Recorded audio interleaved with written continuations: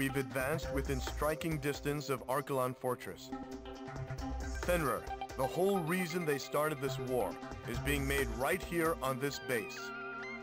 It's our duty to wipe this base clear off the map. The HPM has been transported to Archelon Fortress from Cobalt Cave, and it appears it has already been fitted to Fenrir. The weapon works by emitting microwaves from both Fenrir and Archelon Fortress to create an overlapping field effect, detonating all fuel caught in between. Fly too slow for too long, and you'll be tracked by the targeting system. If you don't escape quickly, your fuel tank will explode. Thankfully, the targeting system has been impaired by the destruction of the satellite targeting facility at Cobalt Cave. Even with the targeting system impaired, the HPM still poses a threat. Be careful. We've also received intel that the Archelon Fortress is equipped with the same type of shock cannon employed on the Gleipnir. Sir, we've succeeded in freeing Aurelia.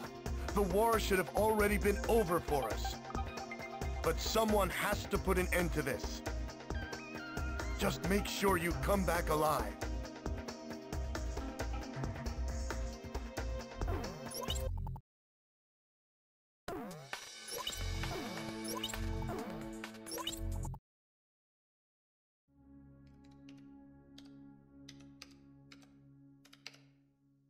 As I wrote down the words that would reveal the truth to the world, I couldn't help but feel uneasy.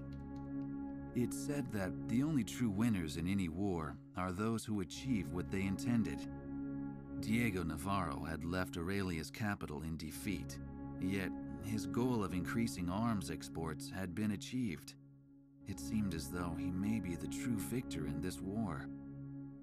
After returning to his homeland, it appears that he now plans to unveil the ultimate weapon before his countrymen. Satellite images of the Archelon Fortress will provide the backdrop for his speech to the world. Such audacity must come from his confidence in this ultimate weapon, Fenrir. There's no such thing as a foolproof plan, I whispered to myself as I watched the sun slowly wheel across the sky overhead. Even the country's hero, still in the heat of battle, hadn't returned home for the celebration of victory. The Southern Cross will ensure Navarro's plan ends in failure. Ain't that right?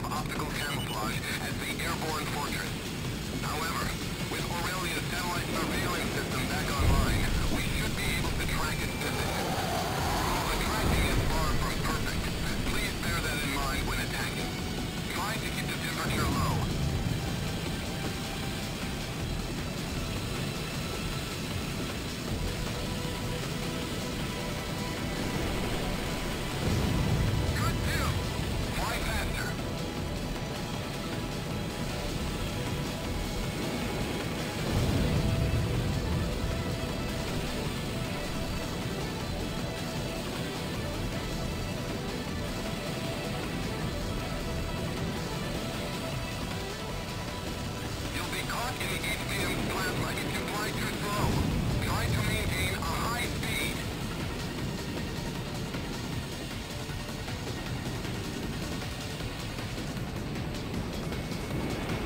Damn it, I can't hit him.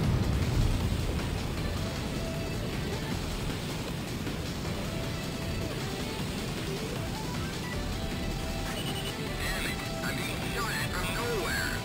It's the first time I've ever seen it.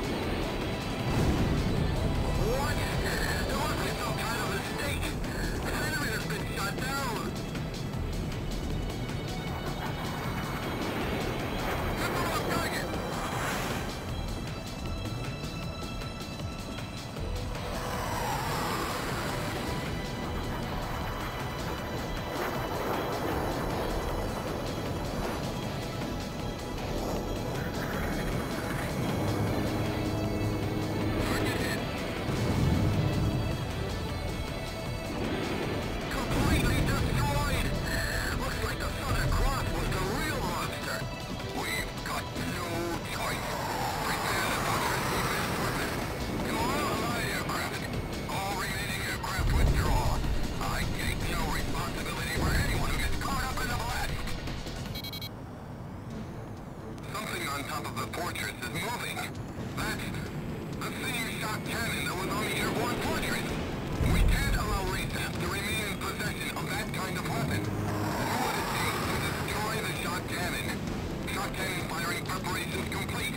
Aquila 3, lower your altitude.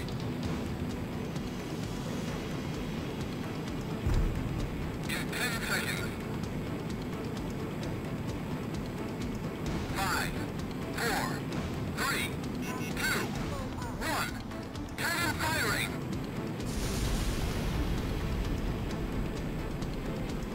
Aquila 3's been hit! Damn it, we've lost him! Destroy the shock cannon!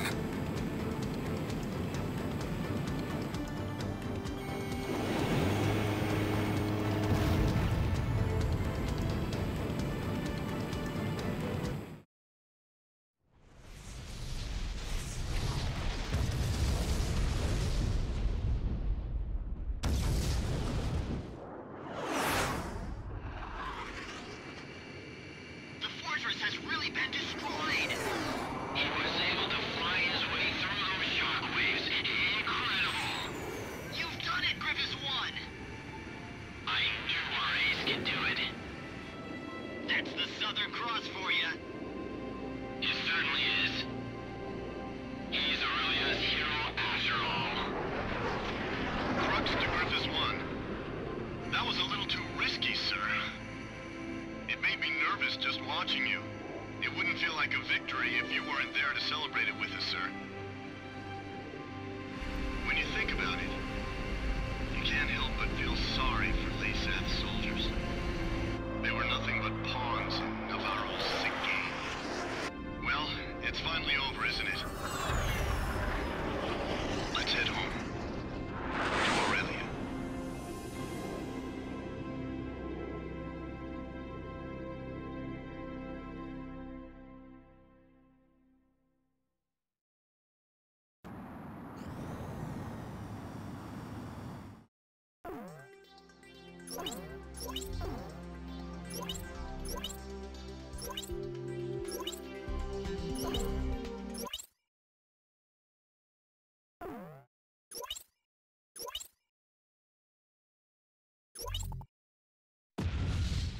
Archelon and Diego Navarro's beloved weapon Fenrir were ripped by explosions and engulfed in flames. While these images flashed on the screen, the eyes of the press watched as the enraged citizens of Laysath stormed in on commanding officer Diego Navarro.